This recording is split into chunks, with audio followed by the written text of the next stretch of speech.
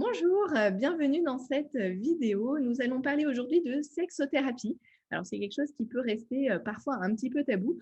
Donc, j'espère justement que vous trouverez les réponses à toutes les questions que vous vous posez dans ce domaine-là pour savoir effectivement qu'est-ce qu'une sexothérapie, qu'est-ce qu'un sexothérapeute ou un sexologue, quelle est la différence entre les deux, pourquoi consulter un sexothérapeute et quand consulter. On va voir tout ça en réponse tout de suite avec notre experte. C'est parti.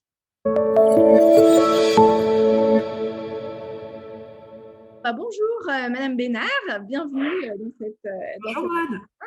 Anne. donc, vous êtes sexothérapeute. Tout à Alors, fait. alors qu'est-ce que c'est déjà que la sexothérapie en quelques mots, si on peut résumer ça en quelques mots pour les gens? Alors, la sexothérapie, du coup, c'est l'accompagnement des troubles sexuels.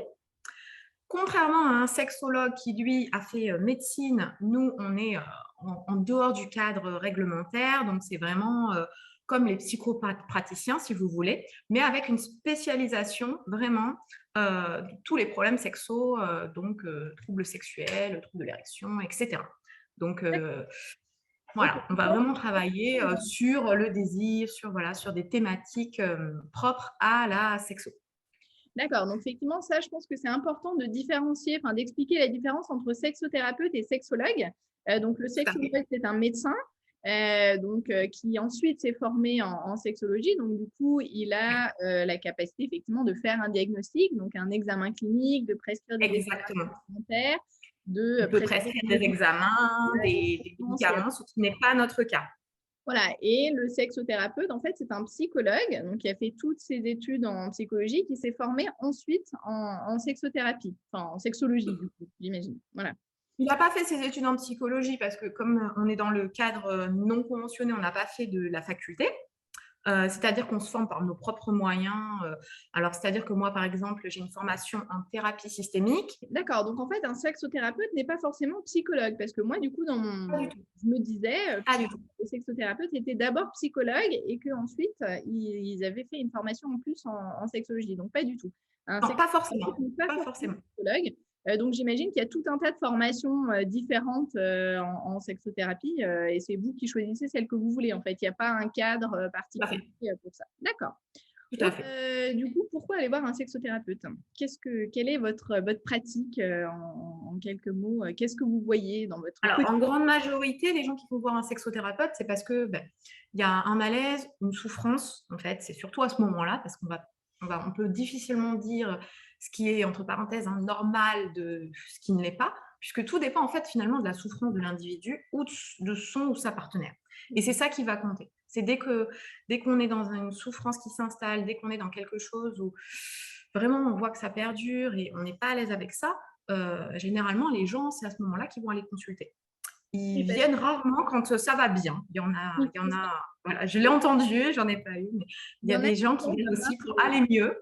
oui, oui, c'est ça. Mais il y en a qui peuvent avoir certains problèmes au niveau sexuel, mais où il n'y a pas de souffrance engendrée, où ça ne leur pose pas de soucis particuliers, donc ils ne consultent pas. Mais à partir du moment où il y a un retentissement personnel ou sur leur vie de couple et C'est qu'il y a ça. une souffrance qui est engendrée au niveau physique ou psychologique, du coup, ils viennent consulter. Tout à fait. Et c'est un peu spécifique à la sexo, c'est que, en fait, c'est quand même le reflet un petit peu des différents aspects de notre vie. Et c'est là où c'est intéressant.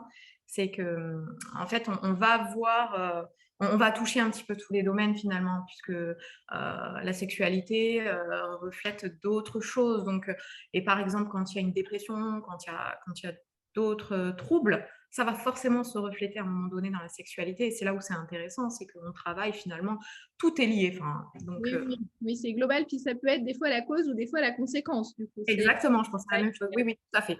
il faut Tout à arriver à fait. tout imbriquer, à reconstruire les pièces du puzzle pour arriver à trouver des Tout solutions. à fait. Des fois, on va partir travailler à partir de la sexo et ça va avoir des bénéfices sur les autres aspects. C'est ça qui est intéressant. Alors, on peut prendre dans l'autre sens, hein, mais c'est vrai que voilà, selon la thématique.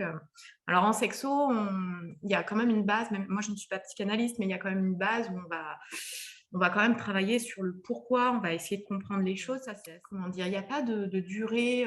On ne peut pas dire c'est une thérapie courte, c'est une thérapie longue. Ça va être propre à chacun, à chaque thérapie en fait. à la vitesse à laquelle la personne avance, voilà, autant pour certaines personnes, 6-7 séances, ça va suffire, autant il y en a d'autres, ça va engendrer d'autres questionnements et ça va durer un peu Mmh. plus longtemps. Oui, oui, bien sûr. Donc voilà, donc c'est vrai que c'est un peu spécifique aussi à la sexothérapie, c'est que c'est ni une thérapie courte, ni une thérapie longue. Voilà, ça va dépendre des gens, de Ça répond à la question de combien de temps ça va, ça va prendre. Donc, effectivement, parce que c'est une question, je pense, qui est beaucoup posée.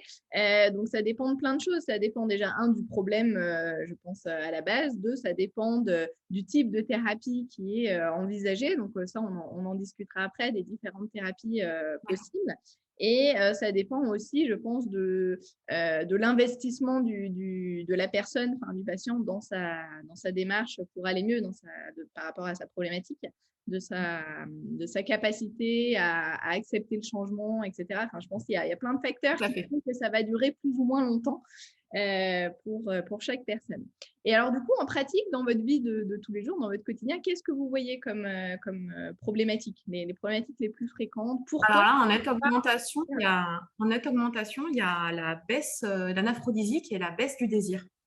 Donc, c'est un peu lié à nos rythmes de vie et le stress étant une cause de la baisse de désir, ça se répercute effectivement sur autant les femmes que les hommes. Donc ça, il y a une recrudescence de ce symptôme-là, enfin, de ce trouble-là. Après, il y a effectivement trouble de l'érection, il y a effectivement trouble, donc anaphrodisiaque c'est chez les femmes et les hommes. Il y a tout ce qui est dyspareunie, douleur vaginale pour les femmes. Ça, c'est le plus fréquent. Après, il peut y avoir simplement des problèmes de communication et des questionnements. Par exemple, ça peut être j'ai tel fantasme, est-ce que je suis normale ou Mhm. est-ce que, euh, est-ce que par exemple, voilà, j'ai une problématique dans mon couple, j'ai envie de, imaginons, hein, j'ai envie de relations à plusieurs dans mon couple, comment le dire à ma femme. Il y a aussi ce type de questionnement qui est un petit peu finalement, c'est un questionnement avec soi-même. Hein. Est-ce que je peux me permettre de dire ça? Est-ce que comment l'annoncer à ma partenaire? Enfin, ce qui est intéressant, c'est qu'il y a plein de choses finalement sur comment dire, sur comment on se voit soi-même et qu'est-ce qu'on peut se permettre. Pour ma part, j'ai pas mal de questionnements sur les fantasmes. Est-ce que je peux m'autoriser à avoir tel fantasme? Est-ce que Mhm. comment je peux, voilà, est-ce que ce fantasme, qu'est-ce que j'en fais? Parce que des fois, ça peut être aussi un petit peu envahissant, troublant. Les Oui, de dire fantasmes c'est un peu venant mal. de l'inconscient, ils arrivent, ils sont un peu bruts de décoffrage et pour certaines personnes, ça peut faire peur. Donc, il y a aussi des fois juste rassurer, en fait. Juste rassurer et dire On peut aller voir un sexothérapeute ou un sexologue, soit parce qu'on a effectivement un souci, c'est-à-dire un problème organique, ou enfin voilà, donc c'est-à-dire un oui, trouble oui, de tout à fait. l'érection, un trouble de l'éjaculation. Vous n'en avez pas parlé, mais je pense que vous en avez, vous devez Tout à pouvoir fait. Oui, oui, tout à voir. fait. Les baisses de désir, effectivement, chez les hommes et les femmes, tout ce qui concerne l'absence ou la difficulté à avoir des orgasmes aussi, j'imagine. Et puis tout ce Oui. qui concerne les douleurs. Donc ça, c'est vraiment les troubles. Enfin, Il y a aussi les addictions, que j'ai pas tout dit, mais effectivement, il y a aussi, j'ai eu quelques cas de personnes addictes. Donc, il y a ça aussi, effectivement. Et les effectivement, troubles de l'éjaculation, effectivement, le plus fréquent, c'est l'éjaculation prématurée. Ouais, les il y en a. éjaculations précoces. Et donc tout ça, enfin les 5 dont on a parlé, c'était vraiment, enfin, c'est extrêmement codifié, hein, c'est classifié dans le Mm. DSM-5 hein, au niveau C'est ça. de la classification, mais ça ne prend pas en compte un certain nombre d'autres troubles, comme ce que vous avez dit, le fait d'avoir un désir sexuel, mais du côté hyperactif, entre guillemets, hein, avec une excitation persistante ou permanente. Enfin, ça, c'est aussi quelque chose qui existe. Donc, juste pour revenir sur ce qu'on disait, donc on peut aller consulter un sexothérapeute ou un sexologue parce qu'on a un souci, mais aussi pour effectivement des simples questions où on se pose, voilà, on Tout n'est à pas fait. obligé d'avoir un problème pour aller consulter un Non. sexothérapeute ou un sexologue. Je pense aussi, j'imagine, à des femmes qui se posent aussi beaucoup la question par rapport à la sexualité pendant leur grossesse ou en Tout postpartum à ou en fait. périménopause, enfin voilà, ou pour les hommes dans d'autres situations, mais ou même, j'imagine, peut-être à un certain âge, ou après avoir vécu un certain nombre d'années, une certaine sexualité, les gens, peut-être avec la maturité, ils se posent différentes questions et ils se disent, bon, bah tiens, comment est-ce que je Tout peux à voir fait. ma sexualité autrement? Et du coup, en termes de Ah ouais, statistiques, est-ce que vous avez plus d'hommes, plus de femmes? Est-ce que vous avez tous des jeunes, des seniors, de entre tout. guillemets Non, de tout. De tout, des seniors également. Des seniors qui arrivent, à par exemple, à un stade de leur vie où les enfants sont partis et du coup, il y a une remise en question de la sexualité, donc ça, c'est possible. Il peut y avoir, des jeunes en questionnement d'orientation sexuelle ou même d'identité, parce que ça, on en parle beaucoup aujourd'hui et c'est Oui, alors ça, effectivement le c'est cas. très Je pense compliqué. qu'il y a oui, il y a beaucoup de jeunes gens qui se disent, finalement, qu'est-ce que je suis, qu'est-ce que je veux être et quelle est vraiment mon identité. Je pense que c'est récent tout ça parce que c'était pas le cas avant. On ne se permettait pas de se poser cette question, donc c'est Oui, oui, important oui. et c'est important d'accompagner. On peut même, pour ma part, j'ai pas encore accompagné de famille, mais voilà, il y a aussi l'accompagnement des familles dans des questionnements justement d'identité, d'orientation. Donc voilà, il y a aussi ça dans notre travail qui est extrêmement intéressant et sur lequel on accompagne parce que c'est compliqué par rapport à certaines personnes, par rapport à la culture. Enfin, il y a Et oui. tout cet environnement qui est aussi Oui, il y a toujours voilà, à aider. l'impact de la société et de toutes les valeurs religieuses et culturelles, d'ailleurs, qui doivent aussi beaucoup Tout à poser fait. souci. Objectivement, vous en voyez de plus en plus tout ce qui relève, entre guillemets, du LGBTQ, parce qu'on en parle aussi beaucoup. Je pense que c'est un phénomène voilà, générationnel. J'en ai des personnes qui LGBTQIA+. Et je trouve ça extrêmement enrichissant d'ailleurs pour moi-même Mhm. de découvrir justement même les personnes asexuelles. Justement, on est là pour aussi accueillir des personnes avec des orientations. On n'est pas là pour dire la sexualité doit être Non, hyper il y a active, plusieurs. hyper sexuelle. Voilà, c'est ça qui est intéressant, c'est qu'on est là pour accompagner les gens pour être bien. Et Mhm. c'est ce qui compte au final. Il n'y a pas de... C'est sûr. C'est sûr, mais en discutant, parce que j'imagine que vous partagez peut-être avec d'autres sexothérapeutes, est-ce que pour les autres, c'est quelque chose qu'ils observent aussi de plus en plus? Est-ce que les Oui, gens oui, oui. consultent pour ça en termes Oui, d'un oui, tout à questionnement fait, tout à fait. Et des collègues sexothérapeutes spécialisés, enfin, là-dedans, vraiment là-dedans, sont assez débordés. Mm. D'accord. Ah oui, donc il y en a, il y a une demande. Enfin, Il y a une demande. Il y a une comment ça demande. Il faut se fait? savoir que quand c'est des choses plus conséquentes avec changement de sexe, tout ça, de toute Ah manière, oui. il y a besoin d'être accompagné, compris. Donc, Bah, de toute voilà, façon, c'est une réelle souffrance hein, chez ces tout personnes-là. à Donc, fait. c'est Tout à fait. important qu'elles soient C'est ça. accompagnées. C'est Parce que ça. déjà, et quand vous, alors ça, c'est une question aussi que j'avais, quand vous recevez les gens, parce que malgré tout, ça reste quand même un sujet un peu tabou, hein, tout ce qui est Mhm. lié aux troubles sexuels. Donc, je pense que Tout à déjà, fait. ils sont aussi beaucoup sous-estimés, parce que je pense qu'il y a beaucoup de gens qui ne consultent pas, qui ont des troubles, mais qui ne consultent pas. Est-ce Mhm. que vous, quand vous les voyez déjà à un stade, entre guillemets, pas tardif, mais où ils ont vraiment tardé pour venir parce que bon, vraiment, Alors, ça devenait oui. insupportable et qu'ils n'avaient plus le choix. Oui, alors ouais, ça tout à fait, je le constate que entre le tabou, le fait que bon, bah, c'est normal aussi des fois de se dire: «Bon, on va attendre, ça va passer», c'est tout à fait enfin et ensuite après le tabou, la souffrance qui s'installe, effectivement, il y a des gens qui peuvent attendre des années, mais vraiment beaucoup. La bonne nouvelle, c'est que alors moi, je vous conseille de pas trop attendre parce qu'effectivement, ça sera plus facile après de travailler, avec. Mais rien n'est jamais perdu et même quelqu'un, par exemple, qui a souffert d'éjaculation prématurée pendant 15 ans, ça ne veut pas dire que ça va pas se débloquer d'un coup. Enfin, voilà, donc c'est pas perdu, c'est pas ça va être plus difficile. C'est vrai qu'il faut pas attendre parce que la souffrance s'installant, on va s voilà, ça va être compliqué, on va s'ancrer dans des idées et puis voilà, il y a quand même, des processus, qui se mettent en place. Mais par contre, ça ne veut pas dire que, c'est foutu, que ça ne changera jamais mais effectivement, c'est un peu aussi mon but, c'est de libérer la parole sur ces Mais tabous, de dire que ça arrive extrêmement souvent, c'est ça, qu'il alors est ça, tout à fait normal qu'au cours de notre vie, on ait ces troubles et finalement de pas de les banaliser parce qu'il y a de la souffrance derrière, mais de justement dire: «Ça arrive, c'est comme ça, mais faut pas hésiter», dédramatiser. Il faut les voilà. dédramatiser, en fait, ouais. Oui, Oui, voilà, c'est dédramatiser, vrai exactement. de rassurer les personnes, c'est extrêmement, je pense, important parce que, en fait, rien que de leur dire qu'ils ne sont pas tout seuls dans ce cas-là, bah, je pense que c'est déjà beaucoup parce que c'est vrai qu'ils les gens n'osent pas en parler et même venir voir son médecin traitant, C'est quelque chose qui est compliqué hein, pour les gens. Donc, faut aller voir un sexothérapeute. On peut y aller seul, on peut y aller en couple. Est-ce que ça se fait en groupe? En groupe, c'est plus des ateliers de groupe. Moi, je n'en fais pas encore, mais Ouais, ok, ouais.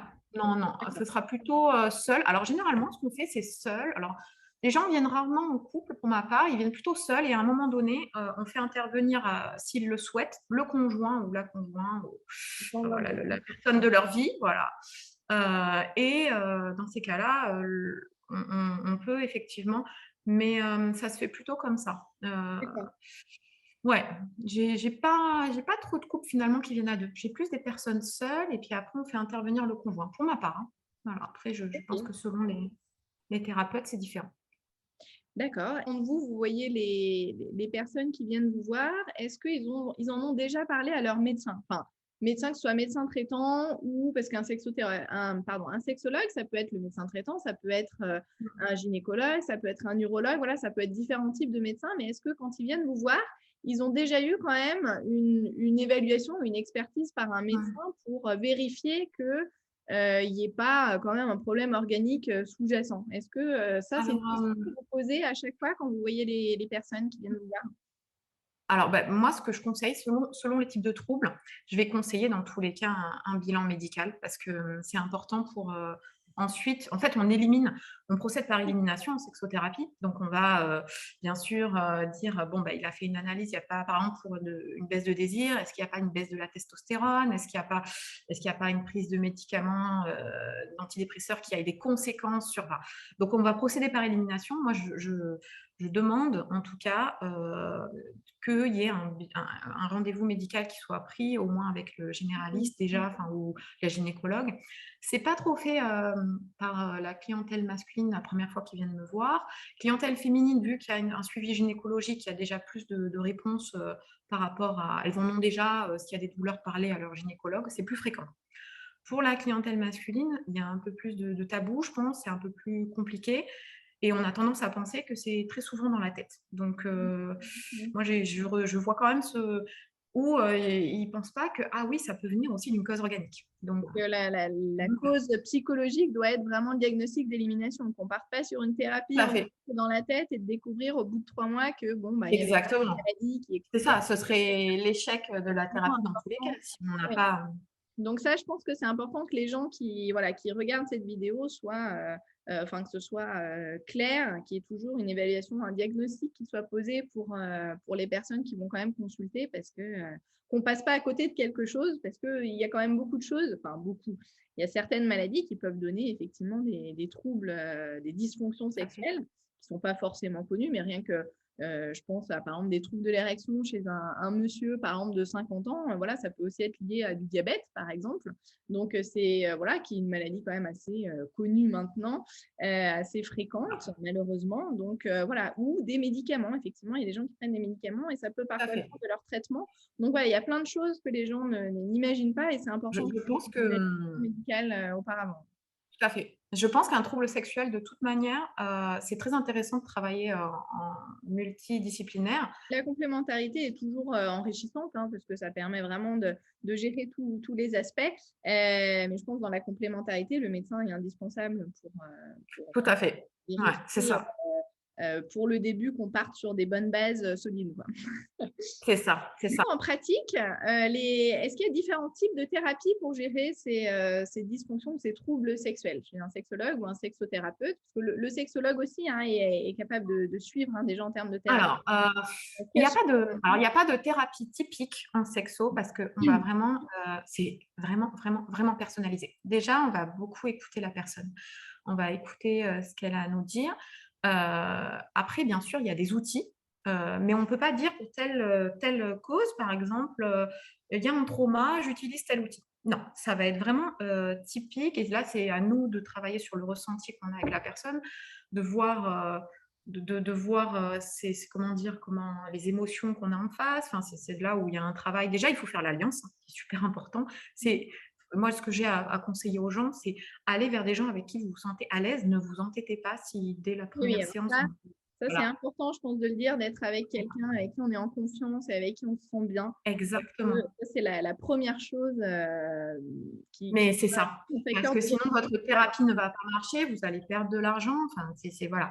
Et il ne faut pas hésiter de dire je suis désolée, je ne me sens pas. Enfin, voilà, nous, on est humains. Enfin, moi-même, quand je vais voir un médecin, tout ça, on a besoin de sentir en face quelqu'un avec qui on se sent à l'aise.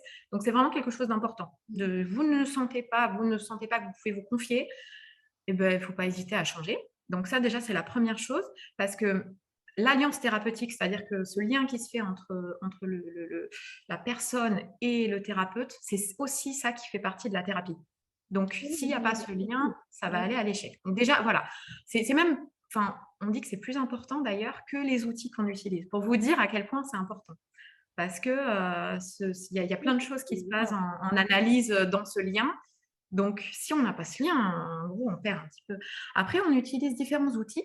La systémie, donc il y a de la PNL dedans. Moi, j'utilise un petit peu de Gestalt, mais un tout petit peu. Je ne suis pas formée, hein, mais j'utilise quand même.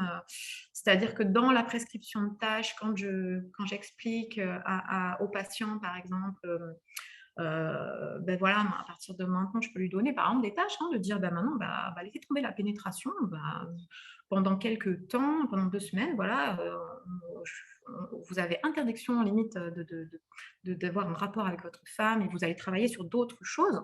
Ça, c'est de la prescription de tâches. Et on peut travailler sur des points de gestalt thérapie. La gestalt thérapie, on va voir qu'il y a des cycles sexuels spécifiques et on peut dire on va travailler justement plutôt sur le désir, sur l'excitation et pas aller jusqu'au bout du cycle qui est forcément l'orgasme. Puisque souvent, on a inconsciemment, hein, dans notre société, un rapport réussi, c'est un rapport jusqu'à l'orgasme. Mmh. Alors que on se rend Croyance. compte qu'une sexualité épanouie, mais il peut y avoir plein, plein de choses. Et c'est là où on essaye de déconditionner les personnes et de les faire retrouver avec eux-mêmes, avec leur corps, en disant c'est ce but-là. Enfin, ça peut, bien sûr qu'on peut en avoir envie de temps en temps, mais c'est pas un but ultime. Voilà. Oui, oui, vous travaillez sur les croyances, sur les représentations, sur Tout beaucoup à de fait. choses au Tout niveau à fait. psychologique. Ensuite, Et allez, allez. Ensuite, qui est beaucoup utilisé, il y a l'hypnose. Moi, personnellement, je me forme le mois prochain justement en hypnose. C'est un super outil. Il y a tout ce qui est art-thérapie. On travaille beaucoup en art-thérapie, en créativité. Donc ça, c'est important. Ouais, beaucoup à dessiner ou à écrire. Donc, parce qu'en fait, finalement, le désir aussi enfin, il y a des choses qu'on ne peut pas dire, je pense. Et les écrire ou travailler à partir d'écrits, à partir ça peut être des moulures, enfin, du travail avec les mains. Enfin, ça en dit beaucoup plus des fois que la parole. Mmh. Donc, OK. et on travaille aussi beaucoup sur la représentation du corps. Par exemple, je n'importe quoi, hein, il y a les acrostiches, il y a plein de choses, on va dire. Par exemple, qu'est-ce que pour vous, comment vous représentez votre sexe, enfin, voilà, parce que c'est des rapports, c'est assez intime, hein, mais c'est vraiment travailler sur ça, parce que c'est des questions qu'on ne se pose jamais, et on va s'apercevoir que si la personne elle dit je l'aime pas du tout, enfin, comment après derrière ça avoir une sexualité épanouie, vous voyez, c'est Et sur l'image de soi, c'est effectivement extrêmement, tout à fait. extrêmement important. La Tout à fait. Il y a des gens qui ont complètement abandonné leur corps. Et du coup, il y a aussi et là que je travaille aussi en yoga, il y a un besoin de se réapproprier son corps, Mmh. de revenir en paix avec lui. Oui, oui, alors ça, je pense que c'est un élément effectivement important. Après, est-ce qu'il y a, parce que moi, dans ce que j'ai lu un petit peu, j'ai parcouru un petit peu différentes choses. Alors, j'ai vu qu'il y avait de la sexothérapie analytique et fonctionnelle. Alors, qu'est-ce que c'est ça? Alors, sexothérapie analytique, du coup, c'est psychanalyse. La psychanalyse, ok. Voilà, fonctionnelle, je ne sais pas. Je ne sais pas, est-ce que je ne saurais pas vous dire, honnêtement. Ok, L'analytique, c'est la psychanalyse. d'accord. Je ne sais pas. J'ai vu qu'il y avait aussi les TCC, enfin les thérapies Oui, cognitivo-comportementales, avec toute l'approche cognitivo-comportementale, donc ils font partie tout des à fait. thérapies brèves, Oui, pour effectivement qui étaient pas mal utilisées pour ce genre de troubles tout sexuels. à fait. La, hum, la thérapie Gestalt dont vous parliez tout à l'heure, ça fait partie des thérapies brèves ou pas? Enfin, des TCC? Non, non, Non, c'est c'est autre encore chose. autre chose. D'accord. C'est encore autre chose. Les Très bien. TCC, nous, on va s'en inspirer avec des prescriptions de tâches. On va aussi beaucoup travailler sur des tâches d'observation, par exemple. Mmh. Alors ce que vous Fait appelez que des oui, tâches. notez ce que vous ressentez quand vous avez, tel symptôme ou alors ressentez-le. Par exemple, quelqu'un qui a de l'anxiété, on peut, lui prescrire de se dire: «Bah, tous les matins à 8 heures, tu vas la ressentir pleinement», pour permettre aussi, de plus lutter parce que les gens sont en lutte à se dire: «Oh là là, faut pas que je sois anxieux, faut pas que je sois stressé, Mmh. faut pas que j'ai telle émotion». On peut aussi prescrire d'avoir l'émotion finalement, de dire: «Bah, vis-la pleinement pendant une demi heure tous les matins» Mmh et de mh. voir ce qui se passe. Donc ça aussi, voilà, ça s'inspire, hein, des TCC. Ça rejoint la Donc méditation pleine conscience aussi. La mindfulness est tout à beaucoup fait, utilisée dans ces tout troubles, à fait. dans ces dysfonctions sexuelles. Mmh. Exactement, exactement. Donc il y a beaucoup un travail d'émotions aussi, Oui. de savoir, comment les sortir, la colère, tout ce qui se passe. Donc ça, c'est très intéressant en sexo et ça aide justement à dépasser le trouble puisque Oui, oui, c'est sûr, hein, le travail sur les émotions, de toute façon, il est fondamental pour toute problématique, je crois, pour mmh, toute maladie. Mais c'est vrai que l'observation de ces émotions, même de ces réactions comportementales, ouais, du coup d'observer et de voir qu'on peut changer, enfin qu'on peut agir là-dessus, ça permet effectivement de résoudre un certain nombre de soucis. Donc quand vous dites des exercices, enfin des tâches à faire à la maison, c'est des petits exercices qu'ils ont à faire entre guillemets. c'est ça. Ça peut être des exercices, j'imagine, physiques où ils doivent faire de la relaxation ou enfin, je sais pas, vous nous en Tout à fait. parlerez peut-être après, Oui, juste oui, oui. après. Ça peut être des exercices respiratoires et puis ça peut être des exercices, effectivement, d'observation de ses pensées, de ses émotions, de tout ça. Je pense qu'il y a qu'est-ce que vous donnez, alors comme, en gros, comme type d'exercice à faire, pour les gens à la maison? Comme type de tâche, il peut y avoir plein de choses. Par exemple, ça peut être simplement aussi à une personne d'apprendre à se connaître, hein, de se masturber. Ça peut être, aussi déjà, voilà, ça peut être une prescription de tâches parce qu'il y a des personnes qui arrivent, qui me disent: «Bon, ben, je sais pas trop, j'arrive pas à avoir des orgasmes» et quand on leur pose la question: «Est-ce que vous vous connaissez? Est-ce que vous vous masturbez?» «Bah, non». Alors, du coup, on dit: «Ben, on peut apprendre à justement déjà connaître votre corps puisque, Mmh. alors, ne vous attendez pas, enfin, n'ayez pas pour but d'avoir un orgasme, mais déjà d'apprendre et de noter vos sensations, de les accueillir. Ça peut être ça, ça peut être à les accueillir en pleine conscience comme vous disiez tout à l'heure et donc ça peut être typiquement, par exemple dans un couple, on peut dire, à la personne, beh, seule déjà, apprendre à se connaître. Après pourquoi pas, introduire, le ou la partenaire et après, enfin, vous voyez, en différentes étapes pour aller peut-être vers jusqu'à un rapport, qui soit satisfaisant pour les personnes. Mais de le faire par étapes et finalement de rétablir le dialogue. Parce qu'une fois que la personne se connaît et sait dire à son partenaire: «C'est comme ça que j'ai envie que tu me touches» ou voilà, «C'est ça dont j'ai envie». Finalement, le dialogue, il est là et donc on va le faire comme ça par étapes. Donc ça, c'est typiquement une Oui, prescription de tâches, classique, hein, mais enfin, voilà, c'est pas si naturel finalement.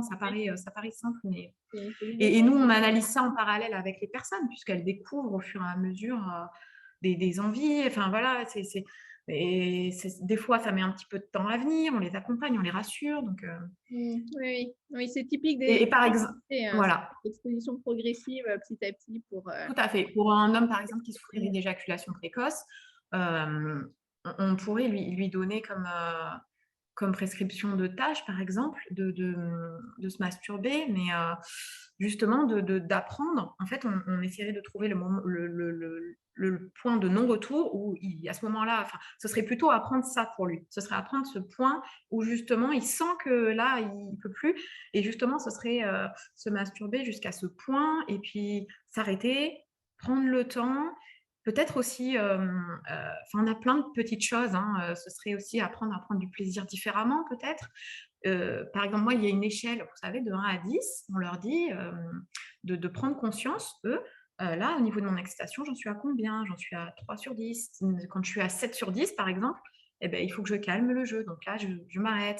C'est Mmh. aussi apprendre, voilà, ça à réguler tout ça pour que, à travers, différents petits exercices, effectivement, on puisse, au fur et à mesure, apprendre à la personne à gérer ça et à le vivre, bien. D'accord. Et il y a des exercices respiratoires, du coup, vous leur faites faire de temps en temps ou pas du tout? C'est quelque Oui, tout chose. à fait. Là, je m'inspire du yoga. Je fais par exemple Samavriti, enfin la respiration de l'ascenseur. Donc, il y a une respiration où on part de là en fait et on montre. Vous voyez, on va apprendre à baser la respiration dans les 3 niveaux, au niveau ventral, au niveau intercostal et au niveau poitrine. Et on va guider. On peut faire aussi la respiration en carré qui est super, qui est une respiration sur 4 temps. On va faire comme un carré et on va rester rétention poumon plein. On expire, on reste rétention poumon vide. Donc, on fait un carré. Et ça, c'est très, très bon pour l'anxiété, pour des D'accord. moments où. Donc, on peut le faire très bien, par exemple, lors d'un rapport, pour justement si on a une petite crainte qui vient, quelque chose. Donc, tout à fait. D'accord. Oui, donc ils On peuvent. peut faire des exercices de visualisation aussi, par exemple. Oui. Quelque chose de stressant, on peut travailler avec eux, imaginons. Hein, c'est là où, enfin voilà, c'est vraiment être créatif finalement de la sexothérapie, puisqu'on va adapter à chacun vraiment ce qui nous semble pertinent. Et on peut justement faire un exercice de visualisation s'il y a vraiment un événement très stressant. Et dire, ben voilà, imaginez-vous, la personne ferme les yeux, elle imagine, et justement faire en sorte d'imaginer que ça puisse bien se passer. Et si jamais il y a une anxiété, quelque chose, eh ben, on la traite en cabinet, en fait. On dit: «Beh, Mmh. respirez, ça va aller». Voilà. Vous voyez, pour que la projection de la personne ne soit pas toujours dans le Oui. négatif. Oui, Par oui. exemple: «Oh non, je vais être avec cette personne et ça va pas marcher» ou ou je vais avoir des douleurs. Enfin, on a aussi, ce Oui. ce cette chose-là parce que, C'est voilà, assez pour, par global. exemple, voilà, pour la personne féminine, ça peut être: «Je vais me crisper, je vais avoir peur, ça va pas marcher». Enfin, vous voyez, Mmh. Mmh. des personnes qui ont des Oui, douleurs, c'est bien compliqué. faire. Après, il y a un espèce de schéma qui se met en place. Oui, bah, ça c'est sûr, hein, les douleurs, c'est extrêmement compliqué. Donc oui, c'est assez, vous avez quand même plein d'outils pour une prise en charge vraiment globale. Il y a tout Oui, qui gère, il y a l'aspect psychologique, où vous travaillez sur les croyances, les représentations, et cetera, les émotions, les comportements, enfin voilà, l'observation, enfin beaucoup de choses. tout à fait. Il y a tout l'aspect aussi, physique, et corporel, quoi. C'est-à-dire que bon, j'imagine que vous expliquez aussi beaucoup de choses avec tout ce qui a rapport aussi avec l'aspect éducatif, je pense, parce que il y a quand même des gens en termes d'information où il y a des choses qu'ils ne savent pas ou qui découvrent ou voilà, et en sachant que voilà, il n'y a pas de questions bêtes, hein, je pense que c'est extrêmement important de le rappeler aux Exactement. gens. Et donc, je pense que vous avez aussi beaucoup un rôle entre guillemets éducatif sur Tout à expliquer fait. le corps, les pratiques sexuelles, enfin voilà, tout un tas de choses, Exactement. j'imagine, où les gens sont. Exactement. On n'hésite pas justement à vraiment montrer.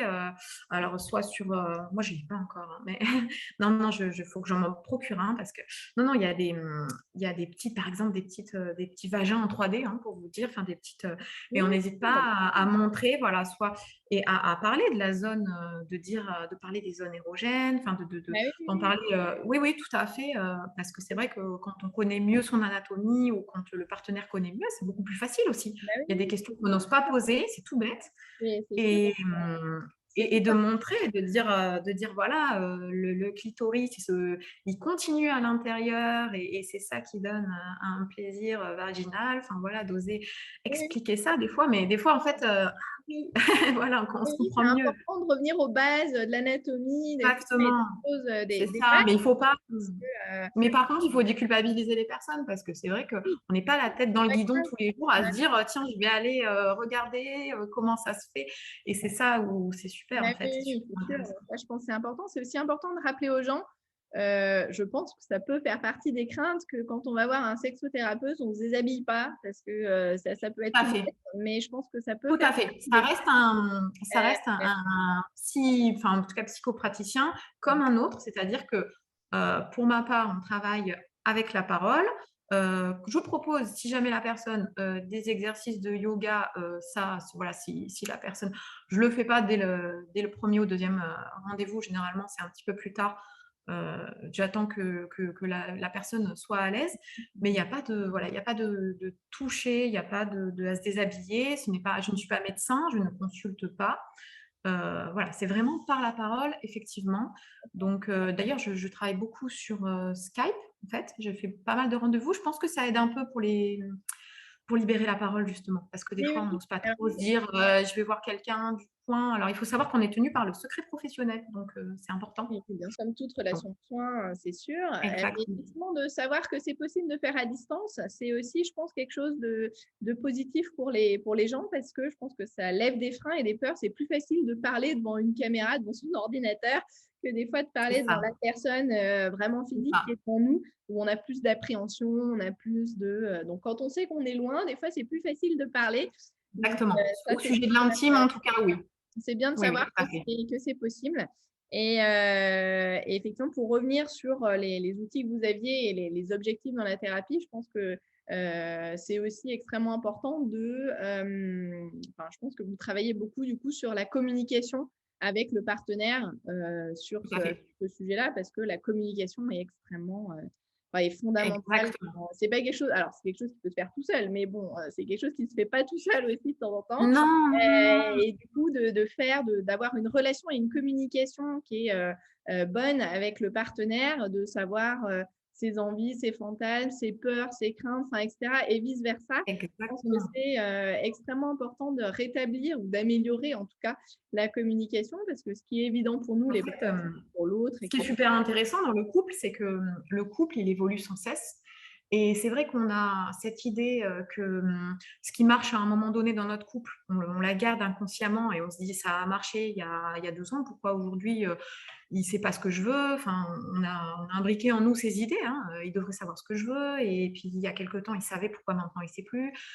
Et en fait, c'est vrai qu'on va travailler à ce moment-là, quand moi, ils viennent me voir à 2, en tout cas, je travaille sur, l'entité couple et justement ce changement. Qu'est-ce qu'elle est devenue Oui, aujourd'hui? oui, Qu'est-ce qu'elle souhaite être?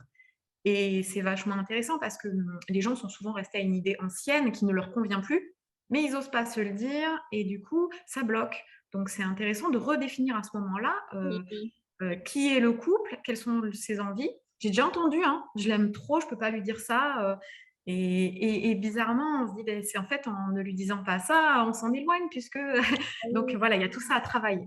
oui, oui, la communication, ça fait partie un gros point de, Exactement, de la thérapie en tout cas. Ok, très bien. exactement. Il y a juste une ou deux choses dont on n'a pas parlé, c'est toutes les personnes qui ont des traumatismes au Ouais, niveau sexuel, des abus, des incestes, enfin, etc. mmh, Ça, j'imagine que c'est des choses aussi que vous avez.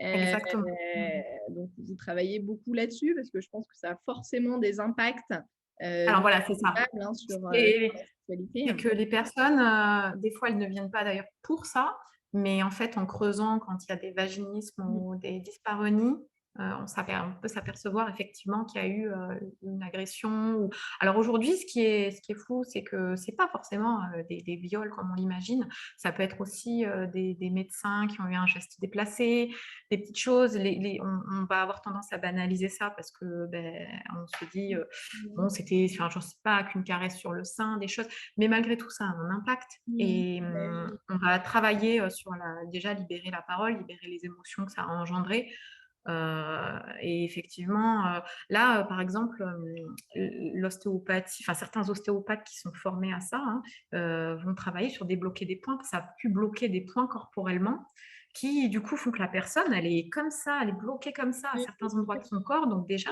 il est compliqué après d'être à l'aise dans sa vie sexuelle une fois qu'il y a eu un espèce oui, de oui, de blocage. Donc, mais déjà, il y a beaucoup d'écoute, laisser sortir, parfois de la colère, enfin toutes les émotions qui sont liées à ce qui s'est passé. mm. Après, moi, je ne fais pas de MDR, mais si vraiment le trauma est très profond, je vais conseiller, par exemple, d'aller consulter quelqu'un qui fait de l'EMDR quand il y a vraiment un blocage au niveau, traumatique. Mais voilà, c'est effectivement quelque chose qui va être, à un moment donné, enfin qui arrive, sur la table quand il y a un trauma, Oui, forcément. Mais la personne, voilà, je ne vais pas moi-même creuser, je laisse la personne, voilà, oui, me dire, dire ce qu'elle a envie de me dire, tout à fait. Mais c'est fréquent. Donc ça on l'a vu en psychopathologie et est-ce que c'est sous-évalué? Est-ce que vous vous rendez compte que ça ressort quand même pas mal de fois, alors plus que ce que vous l'imaginiez? Oui, parce que comme je vous disais, en fait, il y a pas mal de gens où ça va pas être des viols, mais ça va être des gestes déplacés, des choses et ils se rendent compte qu'après coup, c'est des gestes Mmh. qui les ont quand même perturbés. Voilà, donc du coup, sous-évaluer, oui, parce qu'on parle peu du médecin qui a eu un geste un petit peu déplacé. Alors souvent, c'est des choses qui mettent la personne un petit peu dans le doute. Est-ce que c'est moi qui ai rêvé? Est-ce que peut-être c'est le médecin, enfin voilà. Et donc il y a ça aussi D'accord. où la personne a usé de son pouvoir. Et oui, je pense que, mais aujourd'hui on le voit beaucoup, hein, que Oui, oui, vous en avez, d'accord. la parole se libère Mmh. et Et autant homme que femme. Hein. oui, oui, d'accord. Ouais. Et oui, c'est important de le signaler. Et il y a une autre chose du coup dont on n'a pas parlé aussi, alors je ne sais pas si vous en avez, c'est tout ce qui concerne les paraphilies, toutes Oui, tout les à fait. déviances Ouais. sexuelles. Alors, Ouais, ouais. j'imagine qu'ils sont aussi suivis en psychiatrie, mais est-ce que c'est quelque chose que des personnes que vous avez Alors, ça c'est toujours dans le DSM-5, mais par contre, c'est pas quelque chose, comment dire? C'est pas quelque chose qui va amener à consulter, qui pose un problème, si jamais, il y a pas de souffrance, si jamais c'est fait entre adultes consentants. Donc ça, moi, je tiens à le dire, hein, parce que c'est vrai qu'en psychopatho, j'étais surprise d'ailleurs pour ma part, hein. Je dis: «Mais comment ça se fait qu'un fétichiste des pieds apparaisse, comme une pathologie?» Et en fait, bon, c'est pas pathologique en soi, c'est-à-dire qu'on va pas dire à quelqu'un qui a un fétichisme de venir. Malheureusement, c'est encore dans le DSM-5, mais ça ne l'est pas. C'est en fait finalement c'est la même chose que dans d'autres troubles. C'est quand il y a souffrance. Quand il y a souffrance, tant qu'il n'y a pas de, on va dire, de mal-être, tant que c'est fait entre personnes consentantes, à partir de ce moment-là, tout ce qui est fétichisme, BDSM, paraphilie, ça va pas, ça va pas être problématique. Ça va être problématique si la personne, ça a un impact sur sa vie, qu'elle commence à ne penser qu'à ça, que par exemple, dans son couple, l'envie n'est pas partagée. Alors oui, là, il peut y avoir, oui, quand il mais y a un en impact soi, sur les autres, quand il y a un impact sur les voilà. autres, ou que même si elle est plus loin, où là, c'est carrément sous obligation judiciaire, bon, bah là, de toute façon, il n'y a pas le choix, il y a un suivi qui est Tout à imposé. fait. Non, oui, oui, tout à fait. Ah non, alors là, Il y a ah quand oui, même tout paraphilie, hein. différents degrés. Hein. Oui, oui. C'est Après, bon, moi, je m'occupe pas du tout des personnes, tout ce qui est pédophilie, par exemple, mais là, oui, effectivement, là, c'est autre chose. Hein.